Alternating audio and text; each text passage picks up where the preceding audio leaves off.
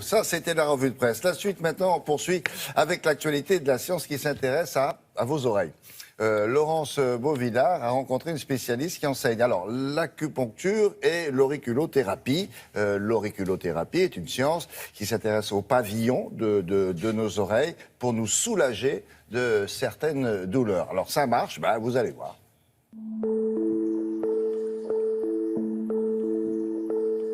Nos oreilles seraient comme des fenêtres sur notre cerveau. Pour certains médecins acupuncteurs, les pavillons concentreraient des informations visibles sur l'état de l'ensemble de notre corps. Cette scientifique sait lire dans les oreilles. On prend les photos de l'oreille avec un flash.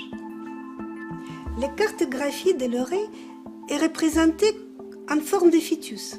La tête en bas et les jambes là-haut. Donc ici nous avons la tête, les colonnes vertébrales, cervicale, dorsale, lombaire, sacrum, la jambe, la hanche, le genou, la cheville.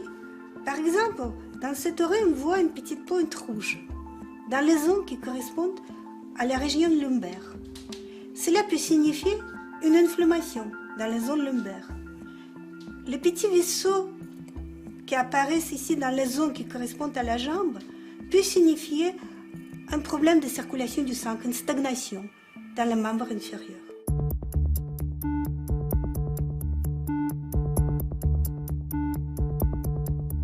La stimulation de ces pointes va amener le message dans les zones cérébrales qui correspondent à la région lombaire. Et il va soulager les douleurs dans les zones lombaires, mais aussi les contractions musculaires.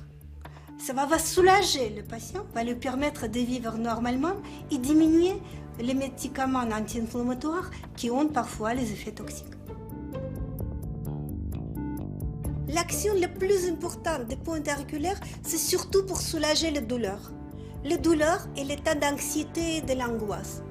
C'est comme quand vous faites une radio et le scanner, vous voyez une marque anatomique qui peut signaler une tumeur ou une kyste ou une fracture. L'auriculothérapie, c'est parfaitement scientifique. C'est enseigné dans les plus grandes universités du monde. Et chaque année, il y a plus de 3000 articles scientifiques qui démontrent le mécanisme d'action et l'efficacité d'activation des pointes auriculaires. Si vous prenez un enfant en parfaite santé, un nouveau-né, il n'a pas de pointe auriculaire. Les pointes dans l'oreille n'y apparaissent qu'à la réponse d'une pathologie. Sinon, il n'aura pas de pointe auriculaire. Donc on ne risque pas de provoquer aucun effet négatif.